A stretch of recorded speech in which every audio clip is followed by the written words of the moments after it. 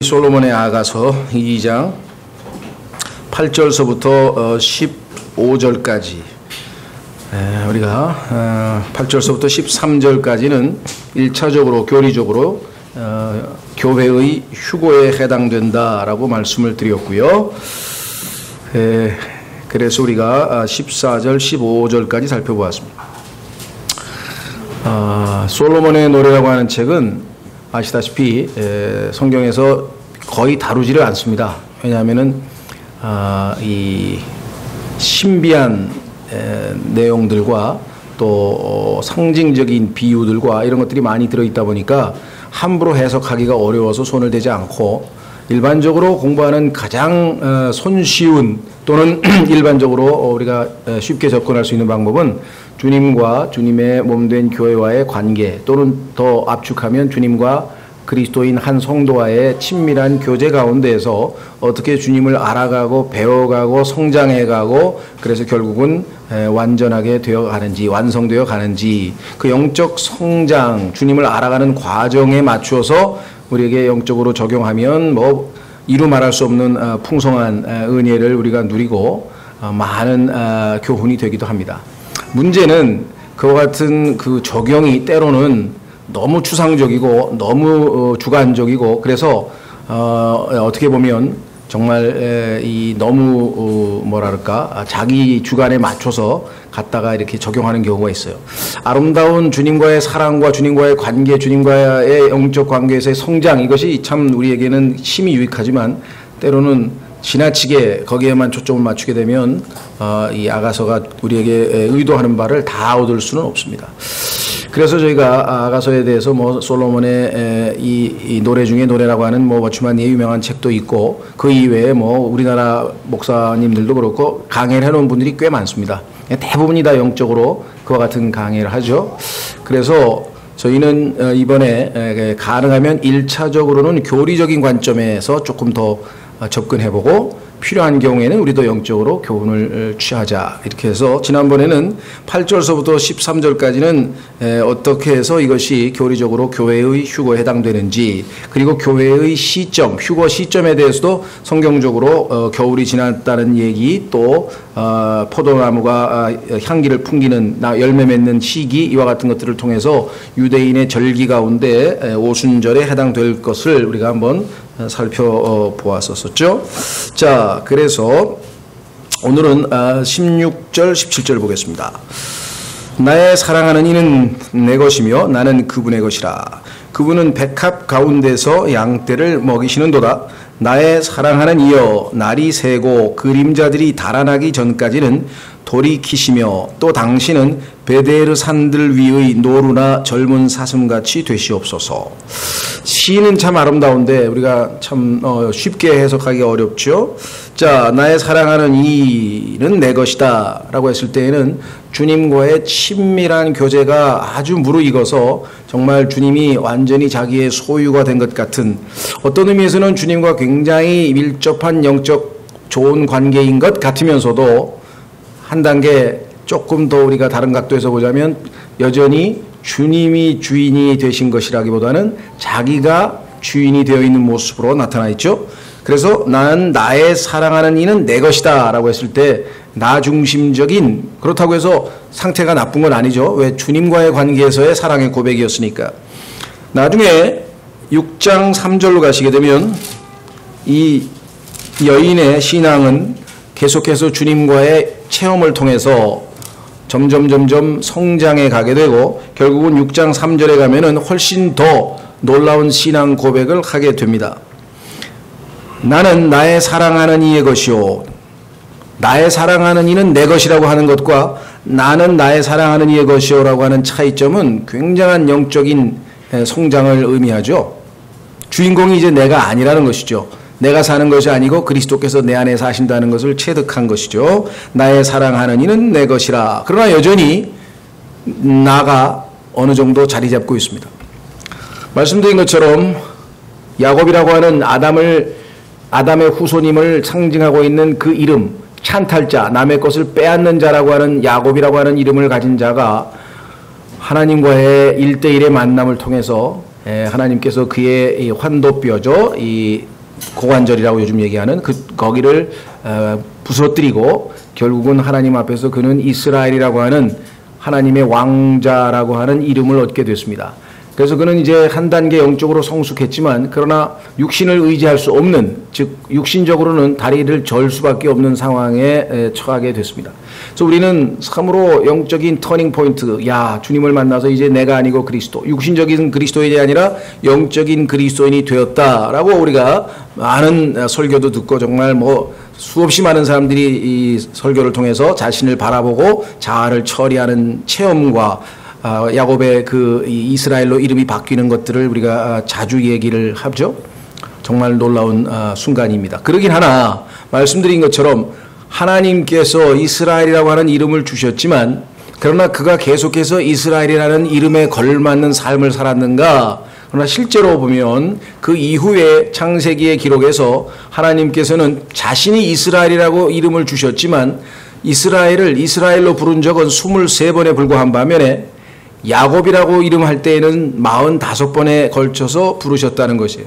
여전히 우리에게는 육신적인 것이 남아있다라고 하는 것을 우리가 보게 되죠. 그래서 이 여인도 나는 나의 사랑하는 이의 것이요 라고 하면서 자신이 완전히 포기된 것처럼 보였지만 그러나 나의 사랑하는 이는 내 것이라는 여전히 자아중심적인 것들이 뿌리 박혀 있음을 보게 됩니다. 7장 10절에 가시면 한 단계 더 업그레이드 돼서 이제 그야말로 주님께서 가장 기뻐하시는 단계에 와 있는 것 같아요. 7장 10절 나는 나의 사랑하는 이의 것이요 그분의 열망이, 내가 중요한 게 아니야. 이제 나는 완전히 사라져버렸어요. 변화산에서 예수님께서 나타나셨을 때에 너희는 그의 다 없어지고 예수 그리스도 그분만 보이더라. 이제 전혀 자기의식을 하지 않고 남이 나에게 어떻게 대하든 나는 이미 십자가에서 주님과 함께 완전히 죽었다는 것을 매일매일의 삶에서 실천하고 또 체험하고 있는 그러한 사람의 모습입니다. 그래서 그는 더 이상 자기가 없어요. 주님밖에는 자기의 삶에 중요한 분이 없어. 나는 나의 사랑하는 이의 것이요 그분의 열망이 중요한 거야. 그분이 뭘 원하시는가? 나를 향하는 도다. 그런데 그분의 열망이 나를 향해요. 왜? 작품이 완성이 됐으니까, 예수님을 닮았으니까, 예수님처럼 변화됐으니까 얼마나 그것이 황홀했든지 이렇게 신앙 고백을 하게 되는 것을 우리가 보게 됩니다. 그래서 우리는 이와 같은 영적 성장과 교훈 이런 걸 우리가 많이 적용하죠. 그래서 영적 성장에서 우리는 솔로몬의 아가 2장 16절 단계가 주님을 향한 첫사랑이 무르익어서 정말 첫 번째 영적인 업그레이드, 구원을 받는 순간 첫사랑. 그러나 한 단계 지나서 어느 순간 주님과 밀착한 아버지와 아들과의 깊은 영적인 교제를 맛보는, 그러나 여전히 자기중심적인 열정이 있죠. 주님을 위해서 일을 열심히 합니다.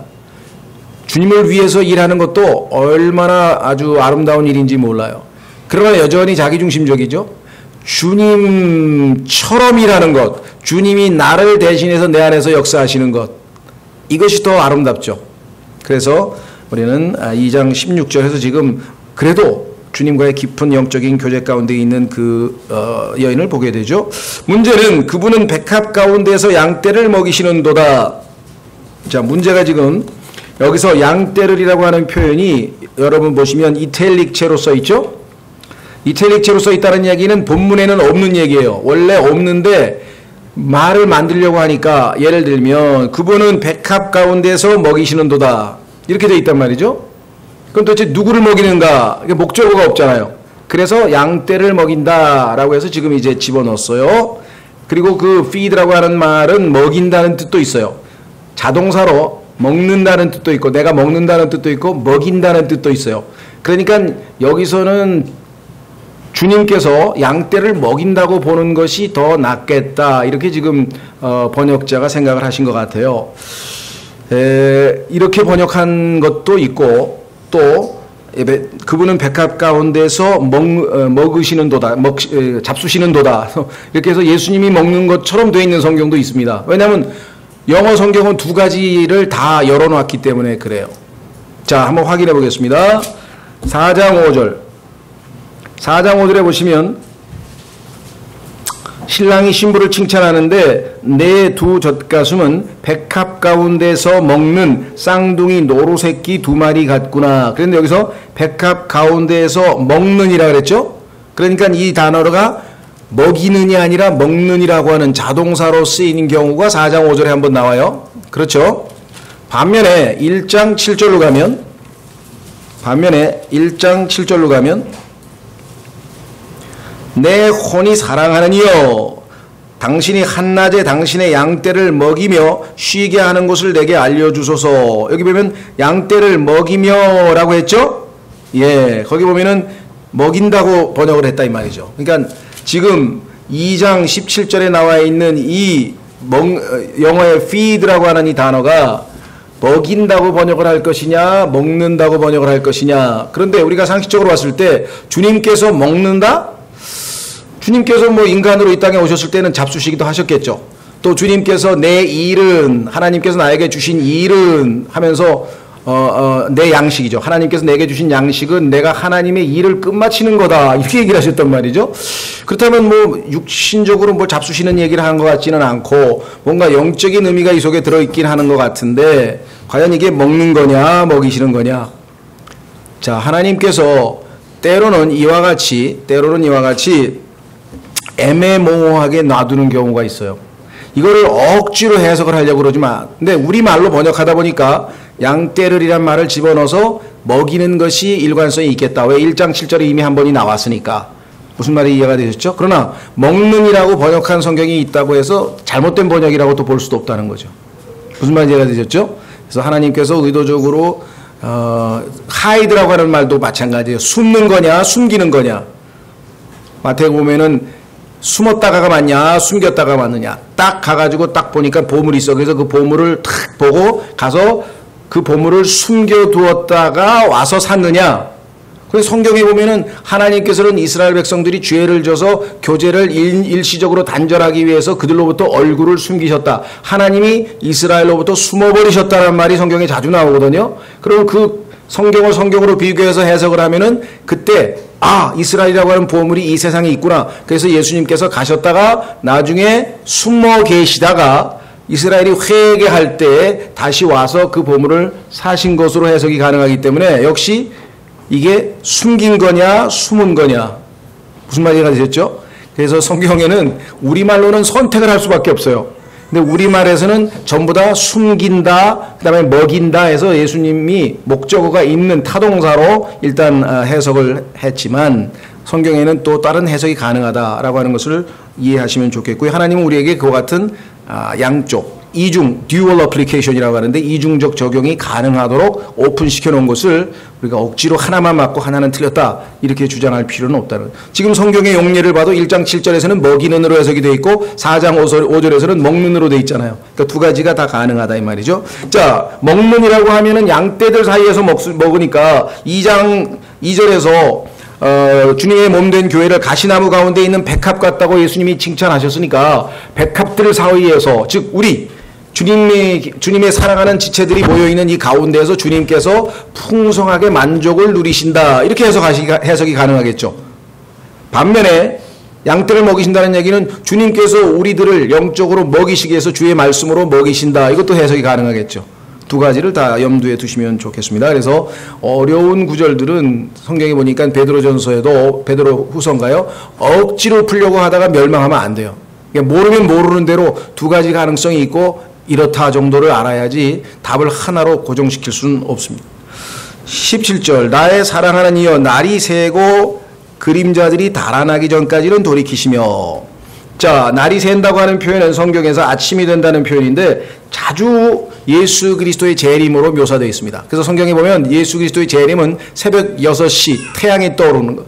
예수님께서 십자가에서 죽으신 것은 저녁 6시 6시부터 6시까지를 밤이라고 하는데 유대인들은 그렇죠? 밤이 되고 아침이 되니 하면서 밤이 먼저 시작이 되죠. 그럼 저녁 6시부터 그 다음날 새벽 6시까지 12시간이 밤인데 예수 그리스도께서 마지막 사경 6시 해가 떠오르기 직전에 이제 떠오르는 태양으로 나타나죠. 그 태양으로 떠오르기 직전에 예수님은 샛별로서 휴거되는 지체들을 맞이하기 위해서 공중재림을 하시는 것으로 성경에 나타나 있습니다. 그래서 교리적으로 보자면은 여기서는 지금 예수님의 재림에 대한 얘기인데요. 날이 샌다. 한번 확인해 보겠습니다. 베드로후서 1장 19절. 지금 아마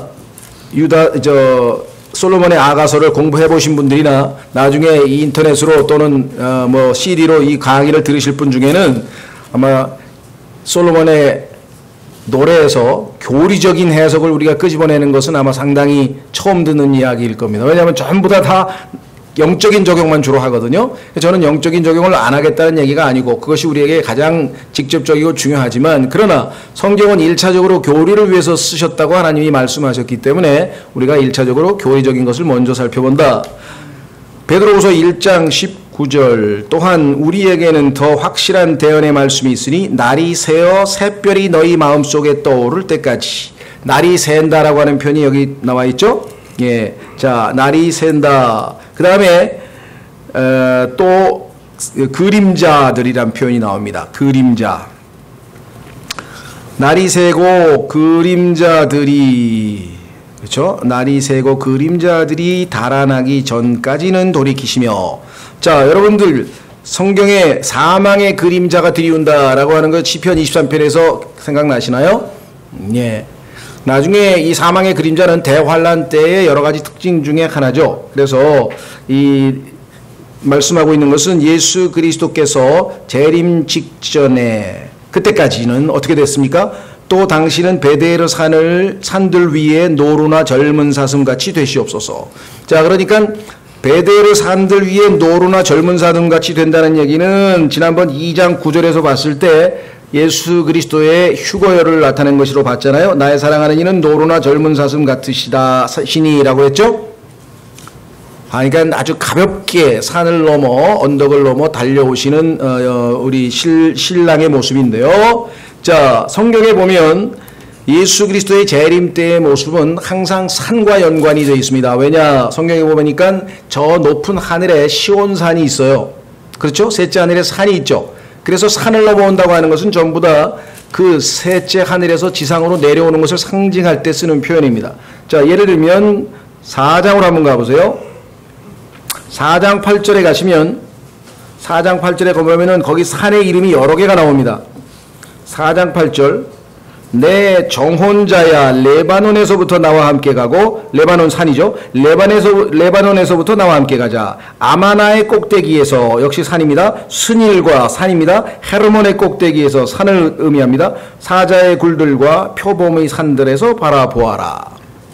이것들은 전부 다 예수 그리스도의 재림과 관련된 구절들입니다. 그러니까 성경을 전체적으로 파악하고 있으면 이것은 예수 그리스도의 재림과 관련된 이야기구나. 따라서 휴거, 그 다음에 대환란, 그 다음에 재림, 이것이 이 전천년 예수 그리스도의 재림의 순서가 성경에서 자주 반복되어 나타나는 것을 보게 됩니다. 그래서 베데르 산들, 베데르라고 하는 산은요, 성경에 여기서 딱 한 번 나와요. 그러니까 지리적으로도 어디서도 나오질 않아요. 그러니까 예수 그리스도만 알고 있는 비밀한 어떤 산인 것 같아요. 예수 그리스도께서 재림하실 때 예수님만 통과하는 어떤 특별한 산인 것 같아요. 잘 몰라요. 다만 의미가 분리라는 뜻입니다. 분리, 나눔. 그러니까 아마 세상으로부터 주님의 신부들을 분리시키기 위해서 주님께서 오신다는 의미로 이 베데르산이라는 것이 쓰이지 않았는가, 이렇게 추측해 볼 수 있고요. 그 다음에 이 마지막 기도는 사슴같이 되라는 얘기는 예수 그리스도께서 빠르죠. 속도가 사슴, 노루. 빨리 재림하여 주시라고 하는 기도. 다시 말해서 계시록 22장 20절에 아멘 주 예수여 어서 오시옵소서, 빨리 오시옵소서 할 때 그 기도와 같은 내용의 기도입니다. 교리적으로 보자면. 그래서 성경의 마지막 기도의 내용이 여기 지금 2장 17절에 묘사되어 있습니다. 계시록 22장 20절 한번 보세요. 성경의 마지막 기도가 뭐라고 나와 있나.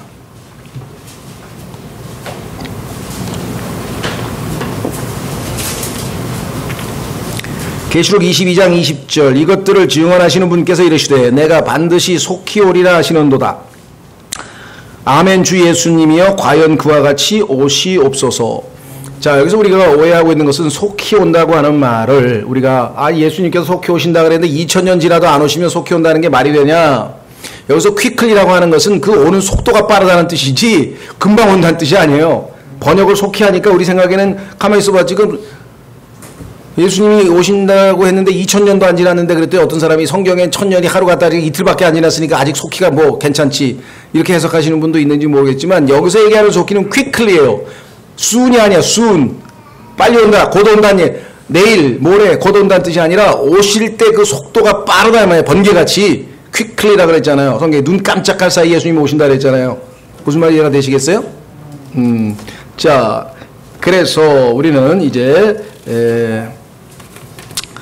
이 3장으로 가는데요. 3장은 당연히 휴거 다음에 있게 될 환란을 나타내고 있겠죠. 교리적으로. 그래서 이 3장 1절에 보면 내가 밤에라고 하는 시간적으로 우리가 밤이라고 하는 표현이 나와 있는 것을 보게 됩니다. 자, 그 다음에 6절로 가보면 1절서부터 5절까지는 당연히 휴거라고 한다면 뭡니까? 대환란이라고 한다면 야곱의 고난의 시기라고 한다면 당연히 그 다음에는 누가? 예수님이 나타나셔야죠.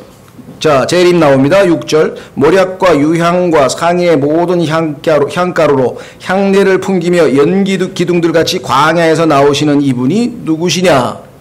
성경에 보면은요, 예수 그리스도께서 재림하실 때는 광야로부터 오신다고 곳곳에 써 있습니다. 그 광야 이름도 파란 광야라고 광야 이름이 나와 있습니다. 에돔 지방에 있는 광야 이름이죠. 광야를 통과한다고 나와 있고요. 그뿐만 아니라 요엘서 2장 30절에 가면 예수 그리스도의 재림 때에 연기 기둥이 등장합니다. 그러니까 연기 기둥과 광야와 이와 같은 것을 딱 보는 순간 우리는 이것은 예수 그리스도의 재림을 나타내는구나. 그 재림하셔서 왕에 등극하실 분이 누구예요?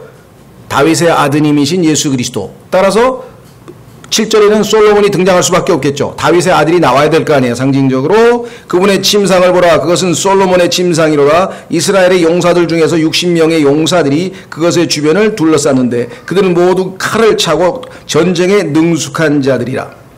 자, 칼, 전쟁, 용사, 이것은 다 예수 그리스도의 재림 때 예수님과 함께 내려오는 군대들을, 예수 그리스도의 군대를 얘기하고 있는데, 요엘서에 보면은 예수 그리스도의 군대가 예수님과 함께 말을 타고 지상에 강림하는 내용이 2장 1절서부터 10절까지 자세하게 11절까지 기록되어 있습니다.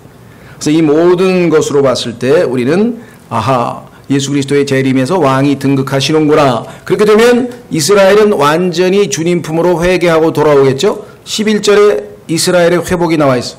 11절. 오 시온의 딸들아, 너희는 나아가서 관을 쓰신 솔로몬 왕을 보라. 이 관은 그가 정원하던 날에, 곧 그의 마음이 즐거워하던 날에 그의 어머니가 그에게 씌워준 것이라.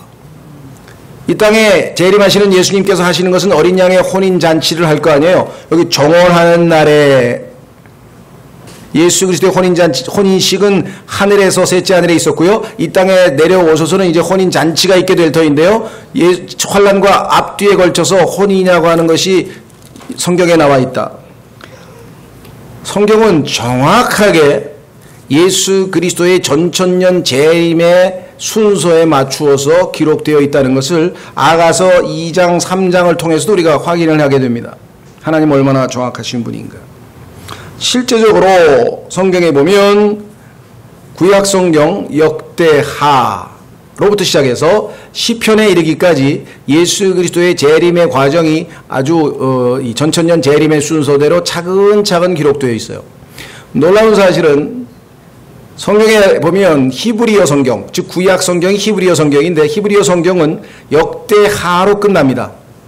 맨 마지막 역대하 맨 마지막에 이스라엘 백성들에게 하나님은 명령하십니다. 돌아가라, 이게 니네 땅으로 돌아가라 라고 하는 명령으로 끝나요. 그런데 영어 킹 제임스 성경은 그 성경 배치 순서가 그렇게 되어 있지 않습니다. 그래서 역대하 다음에 이제 여러분 잘 아시는 것처럼 에스라가 나오고, 그 다음에 느헤미야가 나오고, 에스더가 나오고, 그 다음에 뭐가 나옵니까? 욥기가 나오고, 그 다음에 시편이 나와요. 그런데 이 성경의 배치 순서가 정확하게 예수 그리스도의 재림 순서로 되어 있다는 것이에요. 자, 예를 들면 역대하에서 이스라엘 백성들은 자기의 본토에서 쫓겨나서 바벨론에 있었어요. 쫓겨났죠? 이스라엘 백성들이 아시다시피 지금 AD 70년에 예수 그리스도가 돌아가시고 난 다음에 30년 후에 티토라고 하는 로마의 황제에 의해서 완전히 쫓겨나서 전 세계로 유대인들은 쫓겨났습니다. 그래서 그 쫓겨난 유대인들을 우리가 디아스포라라고 그러죠. 디아스포라. 그런데 에스라, 느헤미야에 보면 이들이 포로에서 귀환해서 본토에 돌아와 있었어요. 이스라엘은 시오니즘 운동을 통해서 1차 세계대전을 통해서 2차 세계대전을 통해서 본토에 1918년서부터 시작해서 48년 사이에 돌아오게 됩니다. 그 다음에 에스더라고 하는 왕비가 등장하는데 이방인 왕비가 쫓겨나고 여러분 잘 아시죠? 예, 왕이 오라고 했더니 안 왔잖아요. 그래서 쫓아내버리고 에스더라고 하는 유대인 왕비가 등극하는데 이것은 이제 이방인과의 관계에서 하나님께서 유대인과 새로운 관계를 시작하는 것이죠. 그래서 1948년 드디어 이스라엘은 유엔의 승인하에 독립해서 국가가 되게 됩니다. 그렇죠? 예. 그 다음에 에스더에서는 왕국에서 혼인잔치가 있게 됐어요. 그렇죠? 자, 계시록 19장에 보면 왕궁에 혼인잔치가 있게 됩니다. 그런데 그때 혼인잔치 전에 있었던 일은 무엇이었습니까? 하만이라고 하는 자를 통해서 마귀가 유대인을 몰살시키려고 했죠. 계시록에도 보면 12장에서 사탄이 자기 입에서 홍수를 내가지고 이스라엘 백성들을 다 몰살시키려고 했죠. 자, 그때 하나님께서 42개월 동안 3년 반 동안 이스라엘을 광야에 있는 페트라라고 하는 그 성으로 바위 성읍으로 보내가지고 거기서 견디도록 도와주셨죠. 그것이 욥기의 42장으로 나옵니다. 42개월. 그런데 욥기에 보면 욥이 거처했던 땅이 우즈 땅인데 U하고 Z죠. UZ. 우즈라고 하는 땅은 바로 이스라엘 예수님이 재림하실 때 거쳐오게 될 아까 얘기했던 파란 광야가 있는 땅이에요. 에돔 땅이에요. 42개월 있었어요. 유대인들은 바로 그 우주 땅에서 42개월 동안 하나님의 보호하에 있게 될 것입니다. 그뿐만 아니에요. 욥기 맨 마지막에 보면은 욥이 포로로부터 사로잡혔다가 되돌아왔다라고 합니다. 사탄에게 포로로 잡혀있던 이스라엘이 7년 동안의 야곱의 고난을 거쳐서 다시 풀려나게 됩니다. 그럼 욥기가 끝나면 어떻게 됩니까? 왕이 등극해서 드디어 드높임을 받고 영광을 받으시고 통치하는데 시편에 바로 그 왕인 다윗이 등장한다 이 말이에요. 다른 어떤 성경도 이와 같은 순서로 되어 있지 않아요. 오직 킹제임 성경이 정확하게 전천년 예수 그리스도의 재림으로 되어 있는데 놀라운 사실은 히브리 성경으로는 이와 같은 사실을 전혀 깨달을 수가 없고 계시받을 수가 없고 그뿐만 아니라 놀라운 사실은 킹제임 성경을 번역한 번역자 당사자들도 전천년 예수 그리스도의 재림 교리를 믿은 사람들이 아니에요. 다 무천년주의자고 후천년주의자였어요. 지금 성경에 써있는 이 순서대로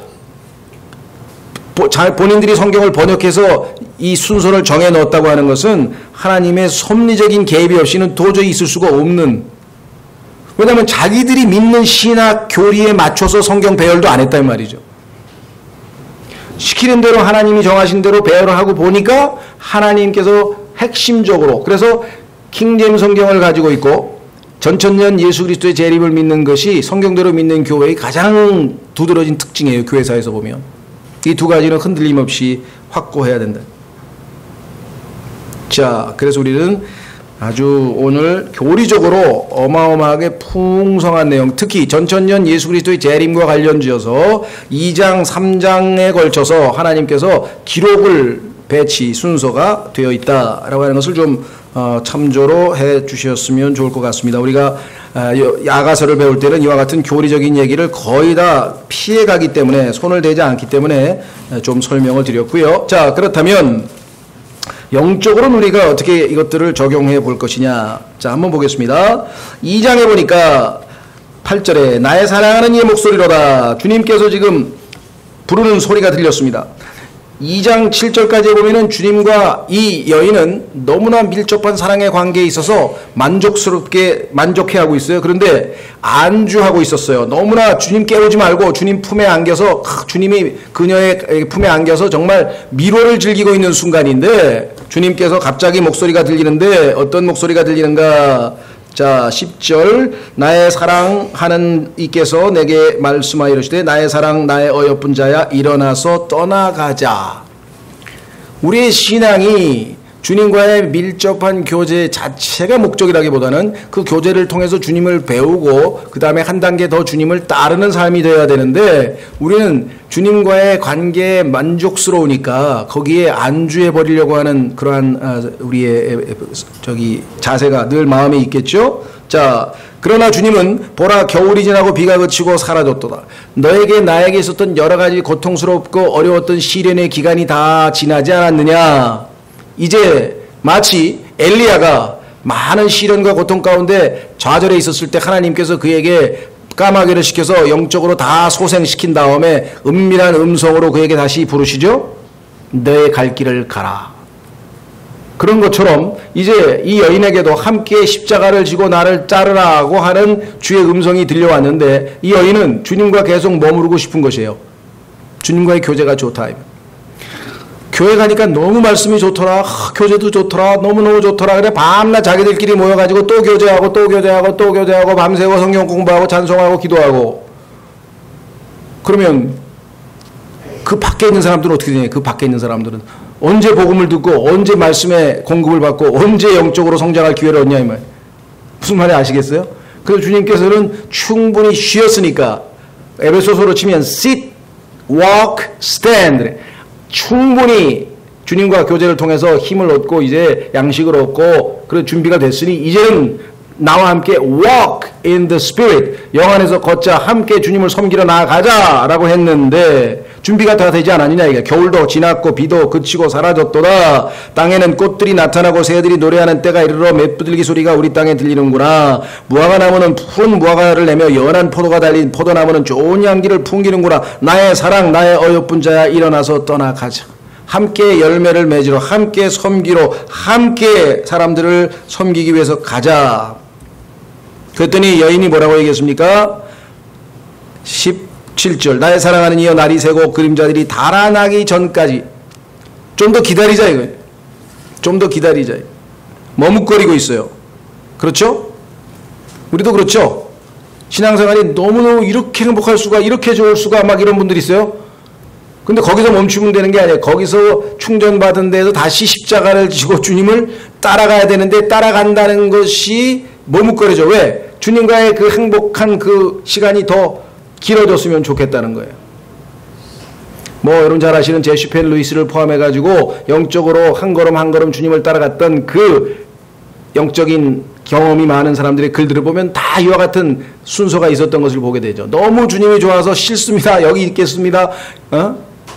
누구처럼? 베드로처럼 여기다 장막을 짓을 테니까 여기 우리 셋이서 같이 있었으면 좋겠습니다. 이럴 때 주님의 음성이 들려왔는데 못 가겠다라고 했어요. 그 순간에 주님이 사라져버렸어요. 1절 3장 1절 내가 밤에 내 침상에서 내 혼이 사랑하는 이를 찾았노라. 내가 그분을 찾았으나 만나지 못하였노라. 교리적으로 보자면 아니 주님께서 내 안에 내주하고 계신데 어떻게 주님을 잊어버리느냐 그렇게 생각하겠죠. 그러니까 그리스도인들에게 이것이 교리적으로 적용될 수는 없어요. 주님이 없어지거나 사라지거나 뭐 우리를 버리거나 그렇지는 않아요. 그러나 체험적으로 영적으로 보자면 우리가 주님이 내 안에 계신데도 불구하고 주님이 인식이 안 되고 임재가 느껴지지 않고 나 혼자 버려진 것 같고 냉랭하고 주님을 향유하지 못하고 누리지 못하고 이런 케이스가 우리 신앙생활에 자주 발생한다 이거예요. 교리적으로 논리적으로 보면 내 안에 여전히 주님이 살아계시고 여전히 능력 있으신 분이 계시고 여전히 나에게 주인이 되시는 분이신데 어째서 나는 버려진 것 같고 어째서 나는 냉랭하고 어째서 나는 주님의 임재를 전혀 느끼지 못하는 상태가 됐는가? 그것은 바로 주님과 엇박자를 맺었기 때문이에요. 주님께서 손을 내밀고 따라가자고 했을 때 주님이 내민 손을 잡지 않고 주님과 함께 멍에를 매야 된다 했잖아요.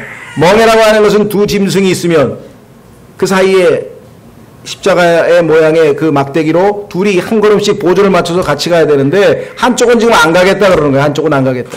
주님께서 앞서 가시다 보면 결국은 주님의 임재를 놓쳐버리게 된다. 이것은 여러분과 저의 신앙생활에서 자주 경험하는 겁니다. 오르락내리락 신앙이죠. 우리가 어떨 때는 막 주님과 충만해서 정말 모든 시련과 모든 어려움이 있어도 막 기쁨이 넘치는 것 같고, 그냥 내 앞에서 나를 막 미워하는 사람도 다 사랑스러운 것 같고, 막 그렇게 충만하다가 어느 날은 보면은 그냥 모든 게 짜증스럽고 그냥 막 다 아주 그냥 막 엉망이 돼버린다. 그렇죠? 자, 그래서 이제 그리스도인이 해야 될 일이 뭐예요? 주님의 임재를 찾아서 떠나야죠. 아이고 주님 놓쳤구나, 가자 하고 뒤늦게라도 떠나갑니다. 2절, 내가 이제 일어나 도시의 거리를 돌아다니며 내 혼이 사랑하는 그분을 넓은 길에서 찾으리라. 문제는 잘못된 가서 찾았네요. 예수님은 좁은 길로 가신다 그랬는데 넓은 길로 가버렸으니 엉뚱한 데 가서 찾았어. 그렇죠? 우리도 그렇습니다. 주님을 가면 어디로 가야 되나? 야, 어디 금식 기도원이 제일 세다더라? 한번 가보자. 금식 기도원에 가서 센 데 가서 한번 세게 기도 한번 해보자, 그런 사람도 있고요. 어디 가니까 뭐 말씀, 뭐 원어 성경, 뭐 어디 가고 주님은 그런 데로 가신 게 아니에요. 지금 십자가를 지고 지금 딴 데로 가셨어요. 좁은 길로 가버리셨어요. 그분을 찾았으나 만나지 못하느라 도시를 도우는 파수꾼들이 나를 만나매 내가 그들에게 이르기를 내 혼이 사랑하는 이를 너희가 보았느냐 하였으나 그들을 지나치자마자 내 혼이 사랑하는 이를 내가 만나서 그분을 붙잡고 내 어머니의 집 곧 나를 수태한 여인의 방으로 모셔드릴 때까지 그분이 가지 못하게 하였노라. 드디어 찾았다. 자, 문제는 이제 어디에 있느냐? 도시를 도는 파수꾼들. 성경에 보면 이 파수꾼, 순찰하는 파수꾼이죠. 워치만. 그래서 여기서 나온 이름이 워치만 니죠. 원래는 니 토셴이라고 하는 중국의 유명한 복음 전도자가 자신은 주님의 순찰꾼, 여기 나와요. 파수꾼이다. 나는 주님의 뭐 요즘 말로 치면 보초예요. 보초. 적들이 침입하는데 미리 경고를 하고 알리는 보초 역할을 하겠다. 워치콘이라는 거 아시죠? 여러분들 우리나라도 뭐 북한이 자꾸만 이상한 짓 하면 워치콘 3에서 워치콘 2 막 워치콘 막 이렇게 올리잖아요. 그죠? 워치라고 하는 것은 지켜본다 이 말이에요. 맨, 지키는 사람, 파수꾼. 그런데 이 파수꾼은 두 가지예요. 성경에 보면 하나님의 경고의 임무를 수행하는 영적인 지도자들, 뭐 그것이 뭐 서기관이 됐든 아니면 뭐 대원자가 됐든 이런 역할들을 하는가 하면 성경에는 자주 타락한 파수꾼들이라는 자들이 등장합니다. 가짜 파수꾼들. 자, 한번 보십시오. 이사야서 56장. 이사야서 56장.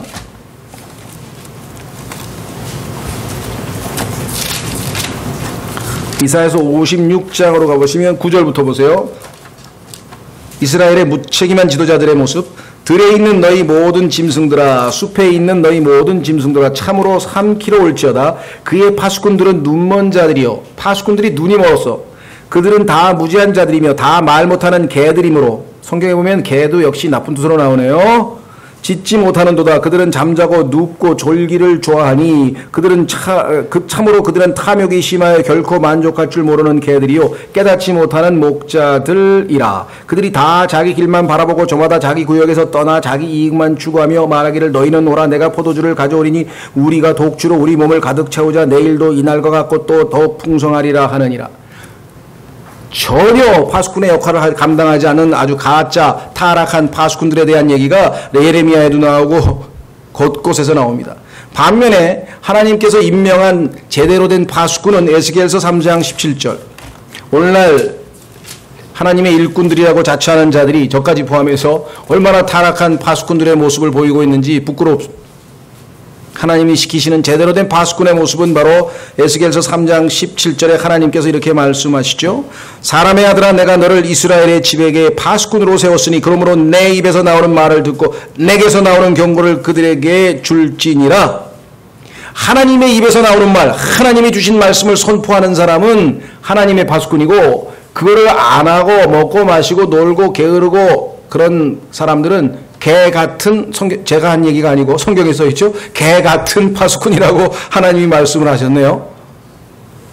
안타깝죠. 그래서 그러면 솔로몬의 아가서에 나오는 3장 3절에 도시를 도는 파수꾼들이 나를 만나매 내가 그들에게 이르기를 내 혼이 사랑하는 이를 너희가 보았느냐 하였으나, 그럼 여기서 파수꾼들은 이 여인을 도와준 파수꾼이냐 아니면 이 여인에게 도움이 되지 않은 파수꾼이냐, 해석이 두 가지로 갈리네요. 여기 보니까 그들을 지나치자마자 내 혼이 사랑한 이를 내가 만나서, 그러니까 그 사람들이 좋은 충고를 해줬다. 골방에 들어가서 무릎 꿇고 주님을 간절하게 사모하면서 기도하라. 말씀 속에서 주님 내가 주님을 따르겠습니다. 십자가를 지고 주님을 따르겠습니다. 이렇게 기도하면서 좁은 길로 주님을 따라. 뭐 이렇게 누가 파수꾼이 충고했다면 그 파수꾼은 제대로 했으니까 그 충고를 듣고 가자마자 바로 주님을 만났다. 이렇게 해석하시는 분이 있는가 하면 이 파수꾼들에게 물어봤더니 엉뚱한 데다가 엉뚱하게 잘못 가르쳐줘가지고 그 파수꾼들하고 당신들의 충고는 아무짝에도 쓸모없는 거짓 의원들의 욥의 친구들처럼 그런 엉터리 조언을 했으니 나는 주님을 내가 찾겠다. 이렇게 해서 그들을 지나치자마자 그들과 같이 있을 때가 아니라 그들과 지나치자마자 주님을 만났다. 그러니까 이 파수꾼들은 타락한 가짜 파수꾼들이라. 5장 7절. 5장 7절에 보면은 파수꾼을 만났더니 파수꾼한테 두들겨 맞았어요. 두들겨 맞는 장면이 나와요. 도시를 도는 파수꾼들이 나를 만나며 그들이 나를 쳐서 내게 상처를 입혔으며 성벽들을 지키는 자들이 내게서 내 너울을 빼앗아 갔도다. 주님과의 관계를 파괴시키는 가짜 파수꾼들이 있었다는 거죠. 그러니까 3장 3절에서 나오는 도시를 도는 파수꾼이 긍정적인 훌륭한 파수꾼인지 부정적인 파수꾼인지는 성경에 정확하게 안 나와 있어요.